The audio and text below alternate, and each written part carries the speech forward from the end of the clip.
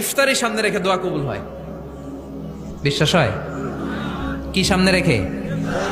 সামনে ইফতারি। বসে থাকে আমরা তৃষ্ণায় সারাটা দিন, ছাতি ফেটে যায়। আল্লাহ দেখে, দেখতে দেখতে আল্লাহর একটা সফট কর্নার তৈরি হয়। এটাই সুযোগ কাজে লাগানোর, ঠিক কিনা? মুমিন ঝুঁক বোঝে কূপ মারে, সময় মতো কাজ করে, ঠিক কিনা? আল্লাহ তখন ফেরেশতাদেরকে জিজ্ঞেস করে, এই ঘটনা কি? খায় না যে? খায় না কেন? আল্লাহ রোজা রাখছে। এগুলো কি? রো আফজা, পেঁয়াজ, আলুর চপ, বেগুনি, মুরগির রান খায় না। খায় না কেন? ওরা যে ক্ষুধার্ত, আল্লাহ আপনার ভয়ে। তাই কি চায়? আল্লাহ আপনার কাছে ক্ষমা চায়, ক্ষমা চায়। আল্লাহ রহমতের দরিয়ায় জোশ খেলে যায়। আল্লাহ তখন বলে, আমারে দেখছে নাকি ওরা? ফেরেশতারা বলে, না দেখে নাই। আমার জান্নাত জাহান্নাম দেখেছে? না দেখে নাই।